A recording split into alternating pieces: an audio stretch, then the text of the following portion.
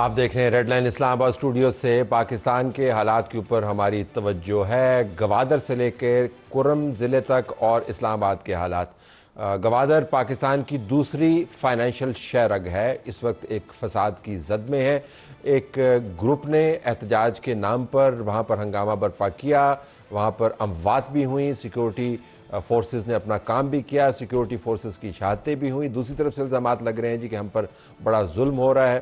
حالات کیا ہیں اس کے اوپر ہمیں چیف منسٹر بلوچستان میر سرفراز بگٹی صاحب نے جوائن کیا۔ ان سے ایک سیکنڈ میں ہم بات کرتے ہیں، شکریہ ادا کرتے ہوئے ہم الیکشن کمیشن نے جو فیصلہ دیا ہے کہ پاکستان تحریک انصاف کے لوگ جنہوں نے یہ ایفیڈیوٹ دیا ہوا تھا کہ وہ اسی جماعت کے ساتھ منسلک ہیں، ان کو اب باقاعدہ نامینیٹ کر دیا ہے، پارلیمان کے اندر ان کی موجودگی ہے، تو پی ٹی آئی کے ہلکے پھلکے احتجاج کیا ختم ہو جائیں گے۔ اس میں ڈاکٹر طارق فضل چودھری ہوں گے اور ایکس سینیٹر ولید اقبال صاحب بھی ہمارے ساتھ موجود ہوں گے۔ کرم ضلع کے اندر بڑا سانحہ ہوا، 40-45 کے قریب قیمتی جانوں کا ضیاع ہوا، زمین کا جھگڑا ظاہراً لگتا ہے۔ تو کرم ضلع میں جو اتنے بڑے پیمانے پر خون خرابہ ہوا ہے، پاکستان کے مین سٹریم میڈیا سے کیوں غائب ہے اور کے پی حکومت اس پہ کیا کر رہی ہے، اس کے اوپر بھی ہم بات کریں گے۔ سی ایم صاحب السلام علیکم۔ وعلیکم السلام طلعت بھائی۔ جی یہ فرمائیے گا کہ جو الزامات لگ رہے ہیں اس گروپ کی طرف سے کہ گوادر میں ہمارے ساتھ بڑا ظلم ہو رہا ہے، اور جو کچھ ویڈیوز انہوں نے اپلوڈ کی ہیں اس کے اندر بظاہر ان کے نمبرز بھی لوگوں کے کافی تعداد میں لگتے ہیں، اور جو وہ بتا رہے ہیں کہ جی ہماری اتنی ہلاکتیں ہوئی ہیں اور ظلم ہو رہا ہے۔ میں آپ سے جاننا چاہوں گا کہ آپ کی نظر میں یہ بیانات کس حد تک باوزن ہیں؟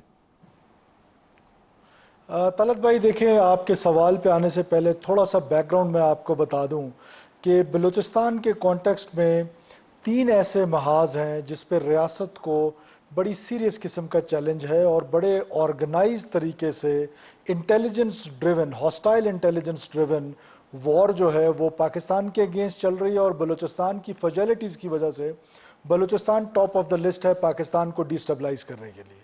اب وہ کیا کیا ہے؟ نمبر 1 یہ ہے کہ کچھ لوگ جنہوں نے ہتھیار اٹھا لیے ہیں اور وہ آرمڈ ہیں اور بڑے سوفسٹیکیٹڈ ویپنز کے ساتھ پاکستان کی ریاست پر، پاکستان کے ریاستی اداروں پہ، سیکورٹی فورسز پہ، عام بلوچ کو مخبر کے نام پر، اور پھر ٹیچرز کو، ڈاکٹرز کو، اور پنجابی جو ہمارے سیٹلر بھائی ہیں ان کی کڈنیپنگ میں، ان کے بسوں سے اتار کے شناختی کارڈ دے کے کلنگز میں مکمل طور پہ بلوچستان میں انہوں نے ایک فضا وائلنس کا گرم کیا ہوا ہے۔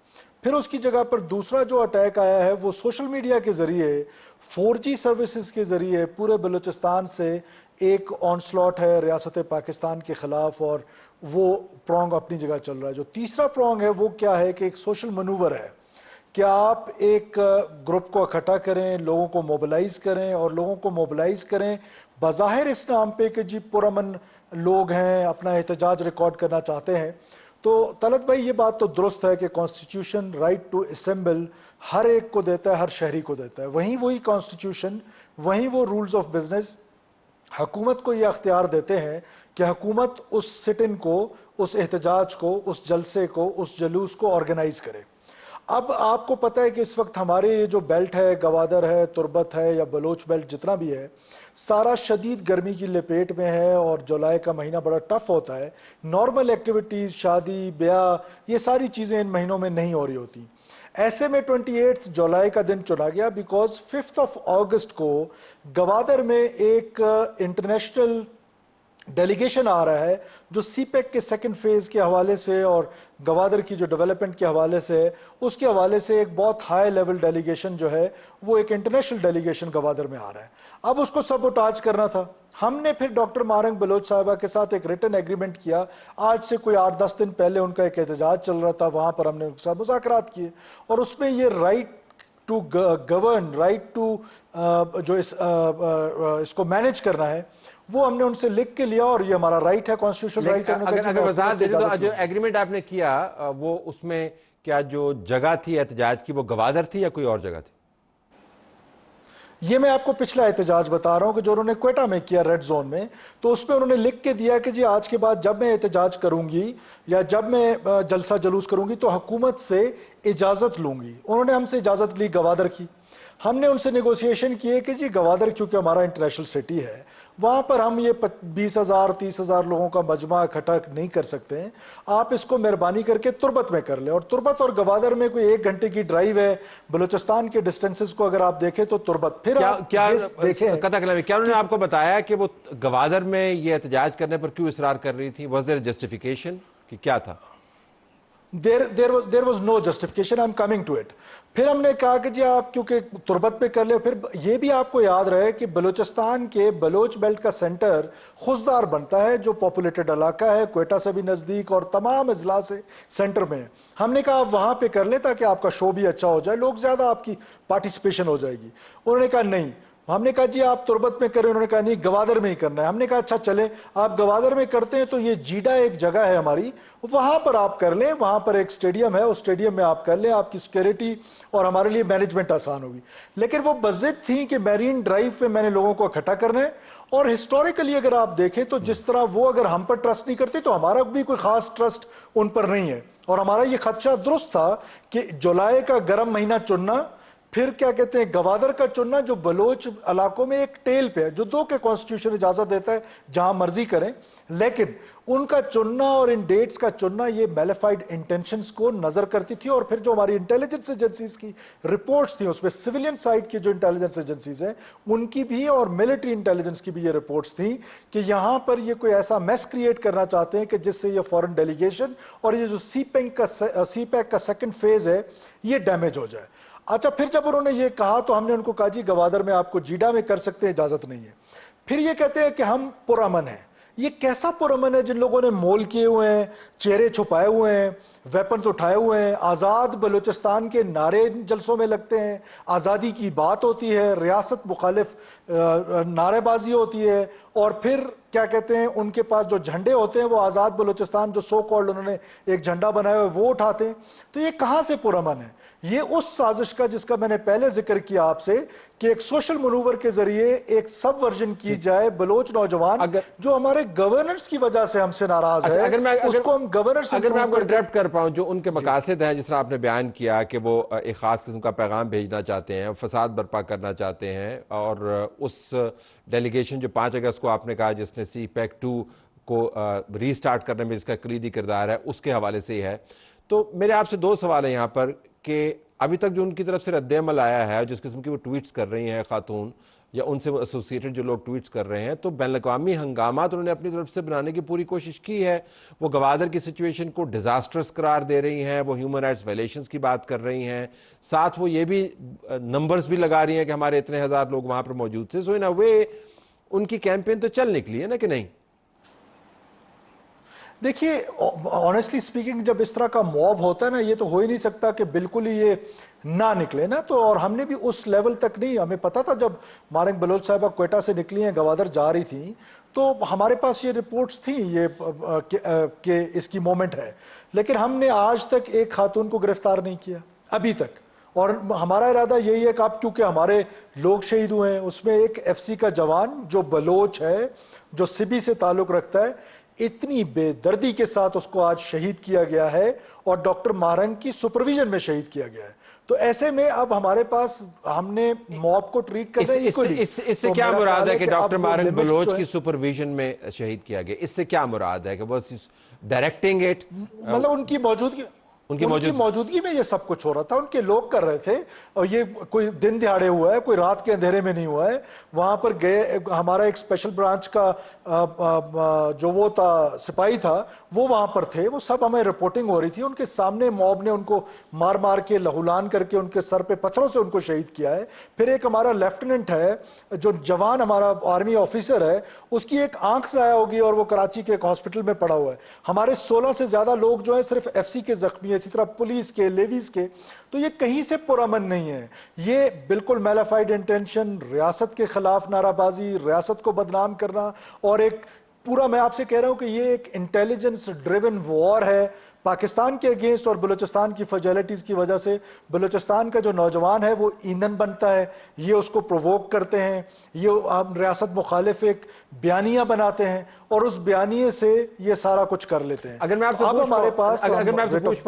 سے پوچھ پاؤں دوسرا سوال میرا یہ تھا کہ کیا آپ کو ایز پولیٹیشین اور now of course C M of Balochistan اس کے اوپر آپ ریفلیکٹ تو کرتے ہوں گے کہ ایک خاتون جو ہے وہ 2-2.5 سال کے اندر اس لیول پر کیسے پہنچ گئی کہ وہ ریاست کے ساتھ معاہدے کر رہے ہیں، وہ ریاست کو چیلنج کر رہے ہیں، وہ پاکستان کی جو اسٹریٹجک شہرگ ہے دوسری گوادر وہاں پر کیمپین کرتے ہیں، گلوبل کیمپین چلاتے ہیں. تو یہ ان کی جو اٹھان ہے اس کو آپ اور سیکیورٹی کے ادارے کیسے دیکھتے ہیں؟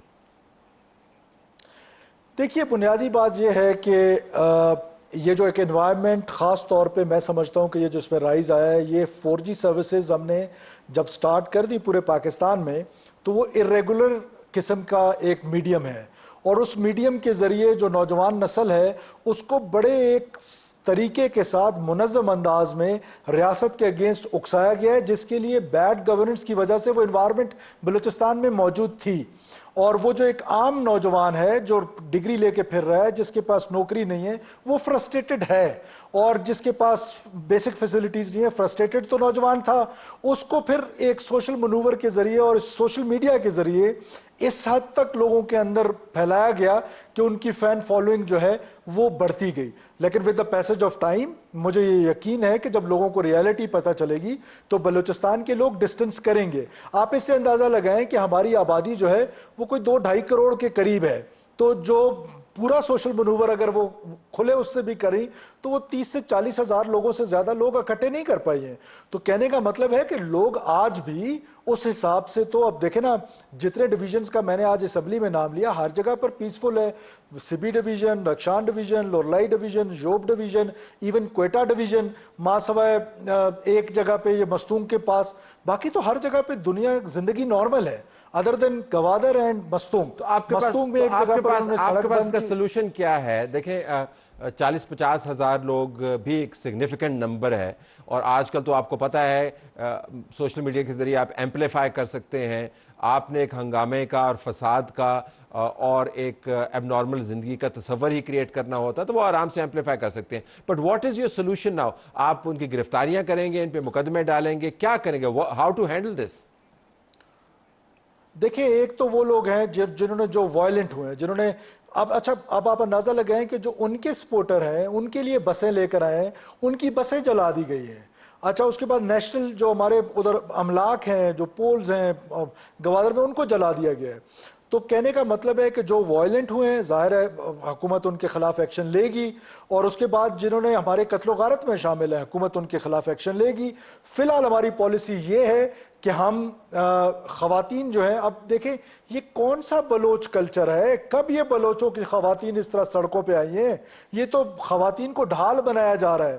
ہم بلوچ کلچر کا سامنا احساس کرتے ہوئے خواتین کو گرفتار نہیں کر رہے ہیں، ورنہ بلوچ کلچر میں تو خواتین کا اس طرح سڑکوں پہ آنا، اس طرح وائلنٹ ہونا، میرے پاس اس طرح کی ویڈیوز ہے جس میں وہ پولیس کو پروووک کر رہی ہیں. کیمرہ پہلے سامنے، کیمرہ کٹ آن ہوتا ہے اور پھر وہ جا کے پولیس کو پرووک کرتی ہیں کہ آپ ہمیں پکڑیں. پھر ایک ایڈیٹڈ تصویر جس میں لیکن یہ تمام اپنا معاملہ جو ہے وہ اسلام آباد کے اندر لے کے آئیں، یہاں پر وہ بیٹھی رہیں، اس کے بعد ان کی میڈیا کوریج یہاں پر خوب ہوئی، پھر اس کے بعد بسوں کے اوپر وہ بیٹھ کے گئیں. تو یہ تو آن گوئنگ چل رہا تھا. تو I am just trying to understand کہ آپ اب ان خاتون کا جنہوں نے ایک اپنے لیے ایک کنسٹیچوئنسی کریٹ کر لی ہے، سوشل میڈیا پر ہو یا ویسے ہو، ہاؤ ٹو ڈیل ود ہر؟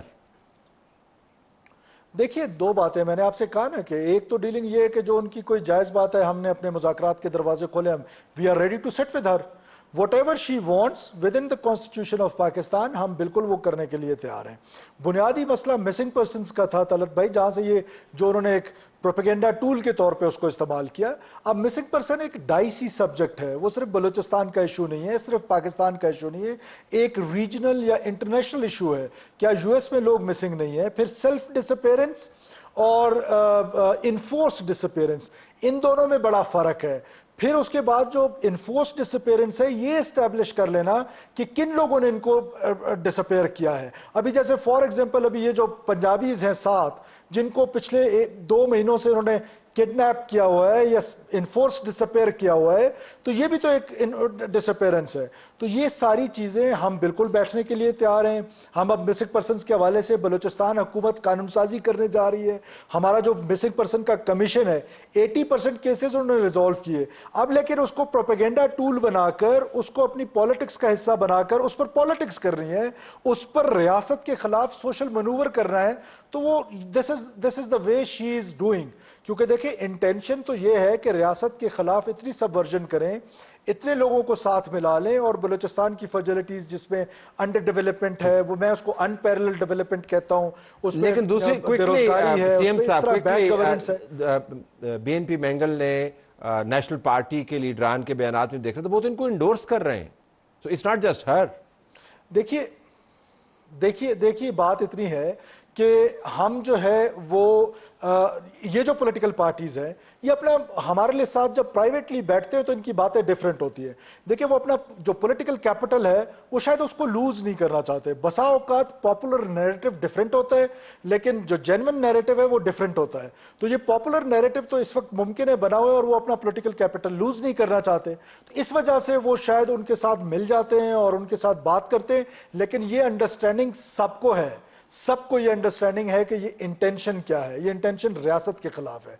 और अगर ये पॉलिटिकल जमातें जिनका आप जिक्र कर रहे हैं, जो नेशनलिस्ट पार्टीज हैं, वो अब अपना फैसला कर लें कि हमने रियासत के साथ खड़े होना है या रियासत के मुखालिफ खड़ा होना है, तो ये चॉइस इज देयर। वो अपना मेरी अपनी असेसमेंट है कि वो अपना पॉलिटिकल कैपिटल लूज करने के लिए तैयार नहीं है। मेरे जैसे लोग, हम अपना पॉलिटिकल कैपिटल रियासत के लिए लूज करने को तैयार हैं। बहुत शुक्रिया सीएम साहब, आपने हमसे बात की। नाजरीन, हमारा प्रोग्राम जारी है। नाज़रीन, अब बात करते हैं पाकिस्तान के सियासी हालात की। इलेक्शन कमीशन की तरफ से सुप्रीम कोर्ट के जज साहबान के फैसले के मुताबिक 39 अरकान कौमी असम्बली के अंदर उनको नॉमिनेट कर दिया है। अब पाकिस्तान तहरीक इंसाफ बतौर पार्लिमानी पार्टी के तौर पर इलेक्शन कमीशन ने भी रिकगनाइज़ कर दिया। जो बात रहते हैं उनके बारे में इलेक्शन कमीशन ने सुप्रीम कोर्ट से रजू किया हुआ है, और 8 जज साहबान का जो फैसला था उसके अंदर ये लाइन लिखी हुई थी कि अगर कहीं पर अबहम हो तो आप हमसे रजू कर सकते हैं। पीटीआई के एहतजाज भी जारी हैं, ज़रा हल्के फुल्के किस्म के एहतजाज हैं, कुछ नीम भूख हड़ताल है, फिर कहते हैं कि हमने धरना करना है, फिर धरना नहीं करते, कैंसिल कर देते हैं, फिर एक और कॉल भी दी हुई है। तो इस पर भी बात करेंगे। हुकूमत जो है मेरे ख्याल में पीटीआई की हालत से महजूज हो रही है, मुस्तफ़ीद हो रही है, या अपने लांजों के अंदर फंसी हुई है। इस पर बात करेंगे डॉक्टर तारिक फजल चौधरी मुस्लिम लीग नवाज़ की तरफ से, वलीद इकबाल पाकिस्तान तहरीक इंसाफ की तरफ से। आपका बहुत शुक्रिया दोनों का। तो आपको मुबारक हो। तो फाइनली अब इलेक्शन कमीशन ने आपको पार्लिमान के अंदर बतौर पार्टी मान लिया है सुप्रीम कोर्ट की हिदायत के मुताबिक। गुड थिंग, सेलिब्रेट करना है इसको। बहुत शुक्रिया जी। मुबारकबाद तो असल उस वक्त थी जब फैसला हुआ। मैं थोड़ी सी अफसोस के साथ ये ज़रूर अर्ज़ करूँगा कि इलेक्शन कमीशन ने बिल्कुल इसको इस तरह से ही ट्रीट किया है जिस तरह से पहले से कर रही थी, कि एज़ इफ़ कि वो एक गैर जानिबदार आइनी इदारा, आज़ाद आइनी इदारा नहीं बल्कि एक फ़रीक है। उसने हमेशा हमारे साथ सलूक इस दौर में फ़रीक की तरह ही किया। आज भी अब और यही, और देखें ये वकीलों के मशवरे, वकीलों के साथ बैठ के सोच विचार करना, फिर फैसला मुअख्खर करना कि क्या करना है क्या नहीं करना, इदारा है उसने अपना माइंड, ये सारी चीज़ें नहीं। लेकिन ये देखें ना, ये तो एक जिस तरह एक प्राइवेट कोई दो फरीक बैठे होते हैं ना, क्लाइंट्स एक दूसरे को, ये इसको अंग्रेजी में कहते हैं एडवर्सेरियल प्रोसेस। ये इसको एडवर्सेरियल प्रोसेस के जी पीटीआई और हम एक दूसरे के मुखालिफ खड़े हुए हैं, और वो बिल्कुल उन्होंने, और जाहिर है जहाँ गुंजाइश मिली, वकला ने कहा जी, सुप्रीम कोर्ट ने खुद ही कहा है कि जी रहनुमाई ले लें रहनुमाई। तो इसका मतलब है कि जी ठीक है, वो 39 हो गई, 41 के लिए चलें, और अभी इल्तवा तो सुप्रीम कोर्ट ने खुद ही विंडो दी ना। लेकिन ठीक है, लेकिन बहुत सी चीज़ों में, अच्छा, आपने तो बड़ी दोस्ती रखी है, आपने तो उन सारे इलेक्शन कमीशन को उनके खिलाफ आप रेफरेंस दे रहे हैं, वो कह रहे हैं आप तो आपने नहीं, तो उसकी वजह ही है जो मैं आपको अभी बता चुका हूँ कि वो जो उनका आइनी मैंडेट है, जो उनके आइनी फ़राइज़ हैं, वो उनसे इस हद तक जो हैं उनकी कारकर्दगी उसके मेयार से इतनी नीचे रही है। और अगर तफसीलात में जाना शुरू करें, मैं तो अपनी फरवरी की सेनेट की तकरीर का ही हवाला देना चाहूँगा, और मुझे उम्मीद है आपने देखी थी, क्योंकि मुझे जितनी ज़्यादा मुबारकबाद उस पर आई थी, क्योंकि मैंने एक एक तफसील बताई थी کہ کیا قانون کہتا ہے اور کیا چیف الیکشن کمشنر نے خود اعلانیہ کہا الیکشن سے پہلے، اور پھر کس طرح سے کہ جی فارم 45 آویزاں کیے جائیں گے یہ اتنے دن میں.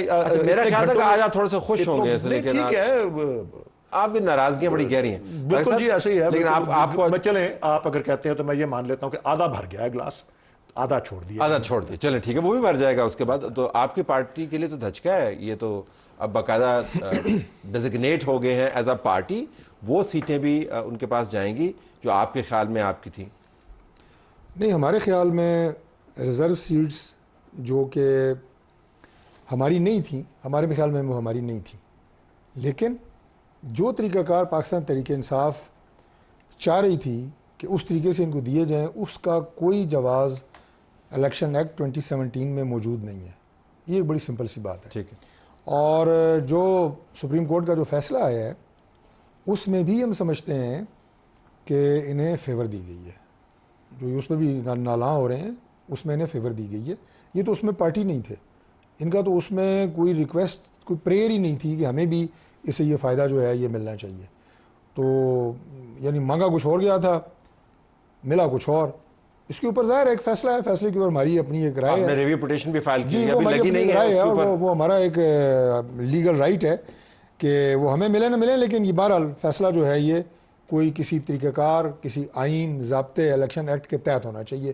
یہ بنیادی آپ اس بات فیصلے سے ناخوش ہیں، یہ اس کی امپلیمنٹیشن سے ناخوش ہیں، آپ آدھی سپریم کورٹ کے جج صاحبان سے ناخوش ہیں، یہ پورے الیکشن کمیشن سے ناخوش ہیں، یہ سپریم کورٹ کے چیف جسٹس پر اعتماد کا اظہار نہیں کرتے، آپ کو ان پر بڑا اعتماد ہے، آپ دوسرے جج صاحبان سے ناخوش ہیں.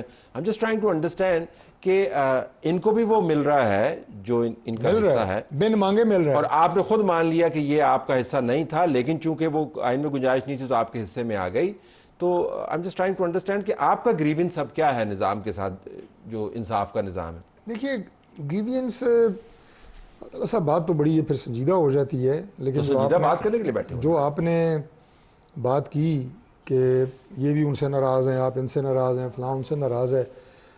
سسٹم میں کچھ اصلاح کی ضرورت ہے اور وہ ضرورت بالکل موجود ہے، اس لیے کہ ہم جس بند گلی کی طرف جا رہے ہیں اس میں جو پولیٹیکل سپیس موجود ہے پلے کرنے کے لیے وہ دن بدن کم سے کم ہوتی جا رہی ہے.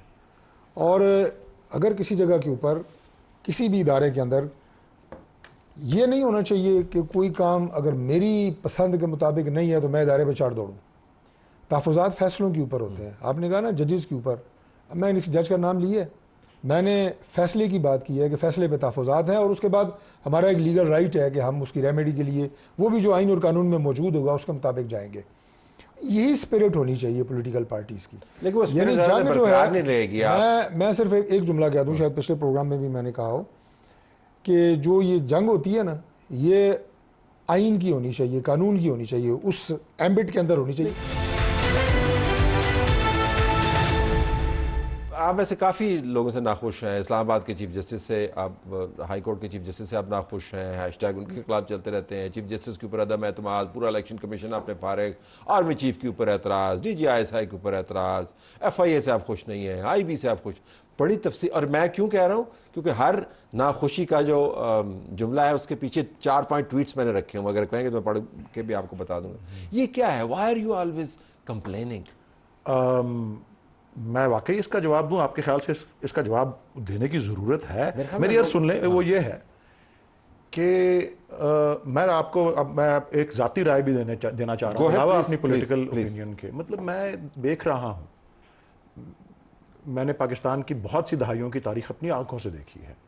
میں نے نہیں دیکھا کہ پاکستان کی ریاست نے اس طرح سے نشانہ بنایا ہو ایک مخصوص مکتبہ فکر کو. میں اس کو کہوں گا ایک پولیٹیکل پارٹی ہے، ایک تھاٹ پروسیس کو ریپرزینٹ کرتی ہے، اور ایک یہ بھی میں آپ کو ذاتی تجربے سے بتا رہا ہوں جو کہ میں روز کرتا ہوں کہ کتنے وسیع پیمانے پہ اس کی مقبولیت ہے، اور وہ روز بڑھ رہی ہے. اور اس کو جتنی وہ روز بڑھ رہی ہے اس کو اور زیادہ جو ہے تشدد کا، ریاستی جبر کا نشانہ بنایا جا رہا ہے مسلسل.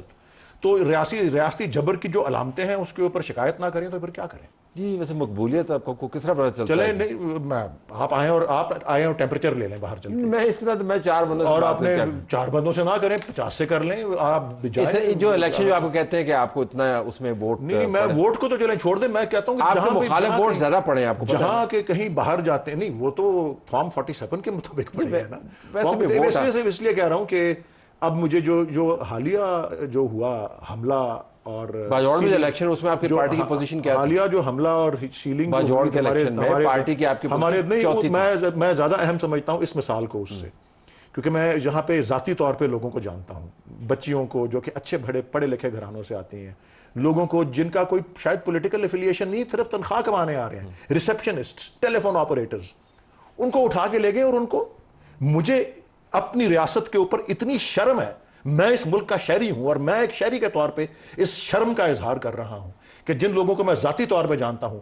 پیپل آف انٹیگریٹی، اچھے خاندان کے پڑھے لکھے لوگ، محب وطن پاکستانی، ان کو آج ڈیجیٹل ٹیررسٹ کہا جا رہا ہے۔ لیکن اور یہ سوچیت بتا رہی ہے کہ مطلب یار یہ ریاست اتنی گری ہے کہ گر جاتی ہے کہ پاتال بھی شرم آ جائے یار، میں یہ کہہ رہا ہوں گہری کھائی کو بھی پسینہ آ جائے، یہ میں اس لیے کہہ رہا ہوں، آپ کے سوال کا میں جواب دے رہا ہوں، نہیں صحیح آپ نے بات کی، لیکن جب یہ جو پڑھے لکھے خاندان کی خواتین اور بچیاں ہیں ان کے 4 لاکھ کے فیک اکاؤنٹ چلتے ہیں اور ان کے موبائل سے جو ڈیٹا نکلتا ہے اور آپ کے سامنے آ جائے گا اس کے اندر سے غلیظ ترین کیمپین، میں ویسے آپ کو بتا رہا ہوں جس طرح سے ہر جو انگلی اور الزام لگایا گیا ہے پی ٹی آئی کے اوپر، ایک ایک کر کے عدالتیں کہہ رہی ہیں کوئی ثبوت نہیں ہے، عدالتیں کہہ رہی ہیں یہ ریمانڈ کرنا کوئی میکینیکل پروسیس نہیں ہوتا، ثابت کریں، پتہ لگ رہا ہے کہ قانون کیا ہوتا ہے، ٹھیک یہ ساری بات ہو رہی ہے۔ وہ کہہ رہے ہیں ہم اس وجہ سے غصے میں ہیں کہ آپ نے بڑی زیادتی کی ہے ہمارے ساتھ۔ 2 باتیں ہیں، سینٹر صاحب نے پہلے یہ کہا جناب کہ ظاہر ہے پاکستان تحریک انصاف ایک سیاسی جماعت ہے اور مکتبہ فکر کو یہ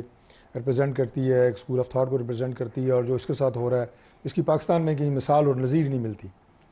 میاں انور شیخ صاحب کے 3 دور دیکھ لیں، ہمارا وہ حال دیکھ لیں جو آپ کی اپنی گورنمنٹ میں تھا، کتنا مختلف تھا اس سے۔ اس وقت شرم نہیں آئی گورنمنٹ کو، آپ کے وزیر کو، باقی لوگوں کو، کہ جب آپ نے رانا ثناء اللہ پہ 400 ہیروئن جیسے مقدمات قائم کیے، بعد میں آپ ہی کے لوگوں نے کہا کہ یہ غلط ہے، آپ مجھے بتائیں اس میں کوئی حقیقت تھی؟ مختصر بات، اب ٹائم کم ہوتا ہے آپ کے پروگرام کا، لہٰذا اس سے زیادہ جبر اور اس سے زیادہ چیزیں ہوتی رہی ہیں ماضی میں، لیکن وہ کوئی اس بات کی میں یہ دلیل نہیں دے رہا کہ اگر پہلے کوئی غلط ہوا ہے تو اب غلط ہو، ایک تو میں یہ ڈسکلیمر دے دوں۔ دوسری بات جو آپ نے کہا جی کہ فلاں لوگوں کو گرفتار کیا گیا اور انہوں نے ڈیجیٹل ٹیررسٹ، اب میں ظاہر ہے اس لسٹ سے واقف نہیں ہوں کہ میں یہ ڈیفریشیٹ کر سکوں کہ یہ ٹھیک ہے اور یہ غلط ہے، لیکن سوشل میڈیا کے ذریعے پاکستان کے اندر ڈیجیٹل ٹیررزم ہو رہا ہے اور یہ ہم سب جانتے ہیں، ہم مانے نہ مانے لیکن یہ ہو رہا ہے۔ دنیا کے کسی ملک میں طلعت صاحب مرد ہے عورت، کسی کی اجازت کے بغیر آپ اس کی ویڈیو نہیں بنا سکتے، آپ اس کی تصویر نہیں بنا سکتے، یہاں آپ اس کے ساتھ کیا کیا کر سکتے ہیں مجھے آپ بتائیں، کوئی لمٹ ہے اس کی، اس کے خاندان کی، اس کے خاندان کے افراد اداروں کو انہوں نے اجازت دی ہے، پہلی دفعہ پاکستان کی تاریخ میں اس حکومت نے اجازت دی ہے، انتہا یہ ہے نہیں ہم نے اس چیز کی اجازت نہیں دی، لوگوں کے گھروں میں، بیڈ روموں میں، ڈرائنگ روموں میں، باتھ روموں میں لگا دے، میں نے اس کو اعتراض کیا، لیکن آپ کے پرائم منسٹر نے تو خود انٹرویو میں کہا تھا کہ وہ کرنا چاہیے، زیادہ جذباتی ہے، وہ اور چیز ہے۔ میں ڈیجیٹل اس کی آئینی حیثیت نہیں بدلتی، ٹیررزم کی بات کر رہا ہوں کہ جو سوشل میڈیا کے ذریعے آپ دوسروں کی ٹرولنگ تو بہت ہے، لیکن ان کا ماننا ہے کہ عدالتی کارروائی اور اس کے اوپر قصور کس کا ہے؟ اس کے اوپر قصور ہم لوگوں کا ہے، سیاسی جماعتوں کا ہے، لیکن وہ کہتے ہیں عدالتی کارروائی کے ذریعے آنا چاہیے، آج سے 10 سال پہلے آنا چاہیے تھا، پوری دنیا میں لوگ اس کو فریم ورک میں لے کے نہیں آئے کہ آپ کسی کے گھر میں نہیں آپ اس طرح کر سکتے، آپ عام افراد کو تو چھوڑیں، پولیٹیکل لیڈرشپ کو تو چھوڑیں، اداروں کے حساس ترین اداروں کے سربراہ اور نیشنل سیکیورٹی کے اوپر کوئی کمپرومائز نہیں ہے، لیکن آپ جو ہے نا وہ قانونی طور پر اور اخلاقی طور پر گرے ایریا کے اندر چلے جاتے ہیں جب آپ بلینکٹ قسم کا لاء پاس کرتے ہیں۔ تو ان کا ماننا یہ ہے کہ آپ کو قانون اور ضابطے کے تحت ثابت کرنا ہوگا کہ یہ ہو رہا ہے، اگر وہ نہیں ہوگا تو پھر ماورائے عدالت و ماورائے قانون، یہی آپ کو ثابت کرنا ہوگا۔ اور ہمیشہ سے ایک سٹینس رہا ہے کہ جب بھی مقدمات کی بات ہوتی ہے، کبھی کسی نے کہا جی کہ اس کو جناب وہ اٹھا کے لے گئے، ایک سٹینس رہا ہے عدالت میں پیش کریں، اچھا آپ اسی مقدمے میں ہم اسی فیز میں عدالت میں پیش کریں، اگر قصوروار ہوگا تو ٹھیک ہے، نہیں ہوگا بری ہو جائے گا۔ تو اب دھرنے اناؤنس کر کے کینسل کیوں کر دیتے ہیں؟ ایک سوال میں اس سے پہلے اٹھا دوں کہ جس طرح رانا ثناء اللہ کے اوپر کہتے ہیں نا کہ اس پہ ہیروئن کے ڈال دیے، یہ احمد جنجوعہ صاحب کے اوپر بارودی مواد ڈال دیا ہے. رؤوف حسن کو کہہ رہے ہیں کہ وہ انڈیا کا ایجنٹ ہے. مجھے تو یاد اب وہ زمانہ آ رہا ہے کہ جب ایوب خان کہا کرتا تھا کہ محترمہ فاطمہ جناح غدار ہیں اور فارن ایجنٹ ہیں. مطلب یہ وہ کیفیت ہے جس کے اندر ویسے آپ نے دوسری سائڈ کے اوپر کسی پولیٹیشین کو نہیں چھوڑا جس کے اوپر آپ نے مودی کے یار کا الزام نہ لگایا ہو، یہود و نصارہ کے ایجنٹ ہونے کا الزام نہ لگایا ہو، امریکی ایجنٹ ہونے کا الزام نہ لگایا ہو، آپ نے ان کو القابات سے نہ نوازا ہو. دس از آلسو یور نیریٹو. جی، یہ میں دو چیزوں میں تفریق کر دوں ضرور. ایک پولیٹیکل ریٹورک ہوتا ہے جس کو جوش خطابت کہتے ہیں، ایک ہوتا ہے لوگوں پہ ایف آئی آریں کر کے ان کو باقاعدہ تحریری طور پہ نامزد کرنا ان کیسوں کے اندر، اور ان کو یہ کرنا گرداننا کہ یہ وہ کرتے ہیں. یہ وہ جوش و خطابت جائز ہے. مطلب پولیٹیکل ریٹورک ون تھنگ ہے. طارق صاحب کو کہہ دو آپ انڈیا کا الیکشن کبھی جا کے دیکھیں، انڈیا کا سارا الیکشن پتہ ہے کیمپین میں کیا ہوتا ہے، وہ سارا الیکشن اینٹی پاکستان کیمپین ہوتی ہے پوری. جس نے بڑا خوبصورت خلاف جواز دیا ہے میرے بھائی نے، سر پر رقم کا اعلان کیا، اس نے بھی صرف زبان ہی ہلائی ہے.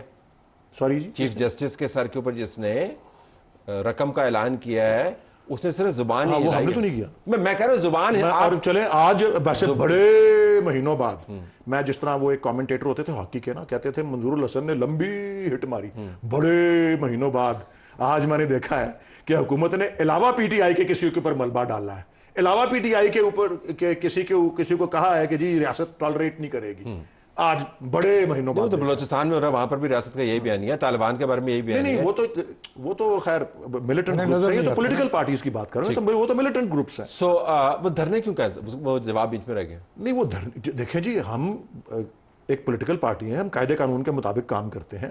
ہم جب رجوع کرتے ہیں وہ ریجیکٹ کر دیتے ہیں، ہم عدالت سے فیصلہ کراتے ہیں وہ ریجیکٹ کر دیتے ہیں. خیر آپ نے دیکھ لیا عدالتی فیصلوں کے ساتھ ہو کیا رہا ہے.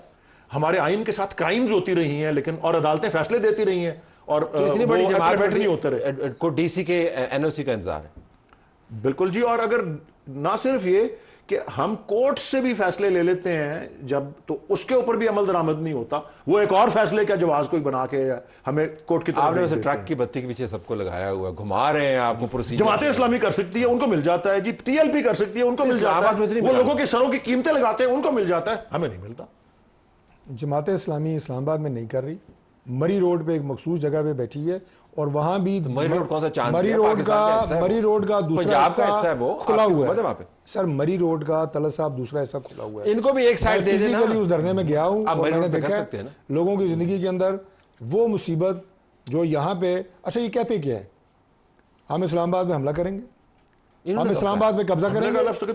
آپ کے وزیر اعلیٰ کے یہ الفاظ ہیں، کے پی کی طرف کمال کرتے ہیں. بیان دینے والے تو بہت میں یہاں سے ہم نکلیں گے اور ہم اسلام آباد پہ قبضہ کریں گے، ہم دارالحکومت کی جناب زندگی کو جیرن کر دیں گے. یہ باتیں کر کے آپ چاہتے ہیں کہ آپ اسلام آباد آئے اور ہم آپ کے گلے میں پھولوں کے ہار ڈالیں، انتظامیہ آپ کو جو ہے وہ پھول پیش کرے. یہ مانتے ہوئے کہ سیاست کی یہ گرما گرمی جو ہے یہ برقرار رہے گی، اس بات سے قطع نظر کہ موسم کس قسم کا ہے. اگلے نشست تک ہم پروگرام کو کے اس حصے کو منقطع کرتے ہیں. پروگرام ہمارا جاری ہے. آپ دونوں کا بہت شکریہ.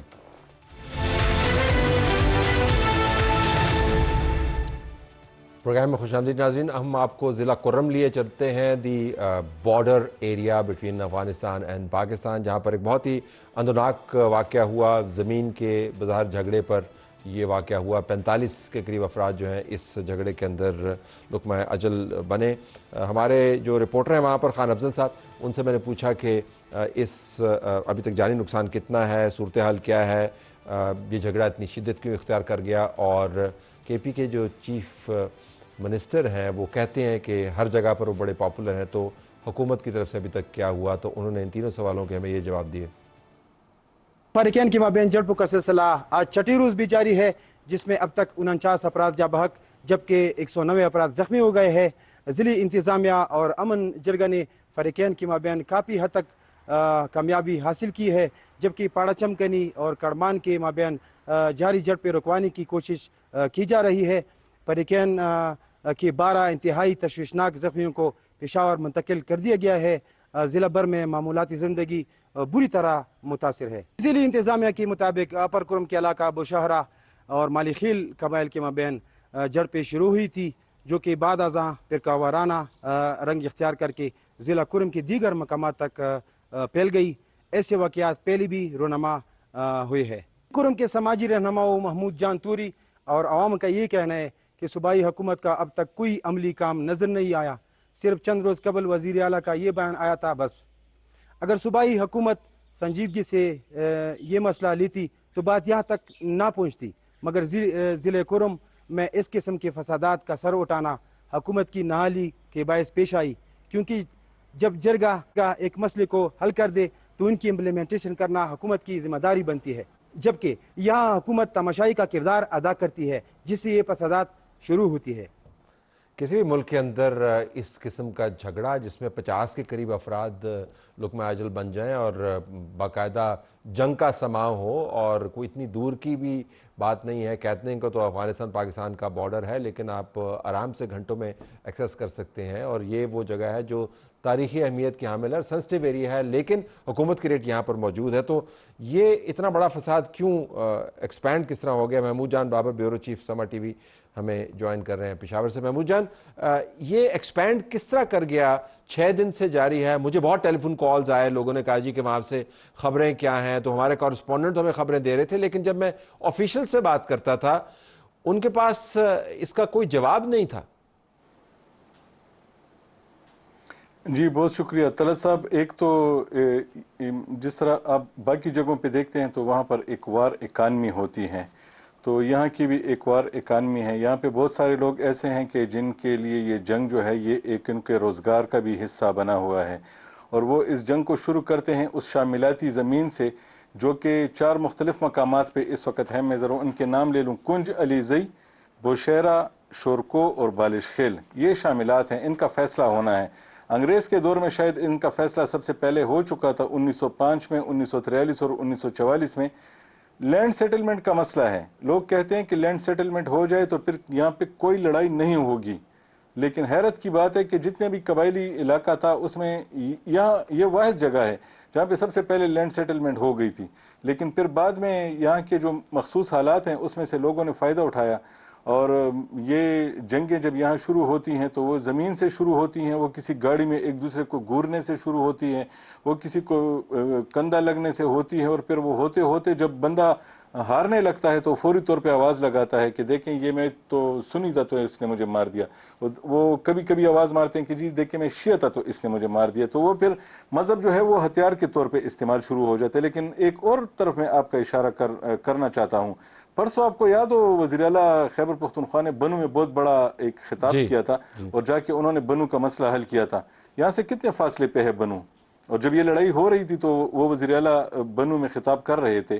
تو میرا خیال ہے کہ پریارٹیز کا مسئلہ ہے. وہ بنو میں یہ مسئلہ حل کرنا چاہتے ہیں لیکن یہاں پہ نہیں شاید حل کرنا چاہتے. وہ شاید یہاں پہ تب بھی آئیں گے جب یہ مسئلہ اتنا پھیل جائے گا کہ پھر کسی کو سنبھالنا ممکن نہیں ہوگا. گورننس کا سب سے بڑا مسئلہ ہے طلعت صاحب. گورننس کا یہ ہے کہ جب حالت امن ہوتی ہے تو پھر اس میں کوئی ہاتھ نہیں مارتا. جیسے ہی لڑائی شروع ہو جاتی ہے پوری کی پوری مشینری جو ہے وہ اچھا محمود, اگر میں کسی اور زاویے سے پوچھوں آپ سے کہ جب یہ قبائلی علاقہ جات تھے, جب یہ کرم ایجنسی تھی اور اس کے بعد باقی دوسری ایجنسیز تھیں, تو تب یہ کہا جاتا تھا کہ یہاں پر اس قسم کے واقعات اس وجہ سے ہوتے ہیں کہ یہ ان کا ادغام نہیں ہوا, یہ ضم نہیں ہوئے مین سٹریم کے اندر, مین سٹریم سے دور ہیں. تو اب تو مین سٹریم کا حصہ بھی بن گئے ہیں, گورننس ویسی کی ویسی. دیکھیں یہ تو پہلے سے ہی آپ کو پتہ ہے تعلیم یافتہ لوگ ہیں. یہاں پہ تعلیم کی ریشو بہت زیادہ ہے, اور یہاں کا مسائل جو ہیں وہ باقی پاکستان سے الگ ہیں. کیونکہ افغانستان میں بھی اگر کوئی ایسا تھا کہ جو پاکستان میں حالات کو خراب کرنا چاہتا تھا تو آ کے پاڑا چنار میں حملہ کرتا تھا. پاڑا چنار کے میں کوئی حالات خراب نہیں ہوتے تھے تو پھر لوور کرم سے حملے شروع ہوتے تھے. پھر ان دونوں کے ساتھ نیچے ہنگو لگا ہوا ہے, اور یہ پورا ایک خطہ ہے, یہ ریجن ہے جہاں پہ یہ مسائل جو ہیں یہ ان کے اثرات ایک دوسرے پہ پڑتے ہیں.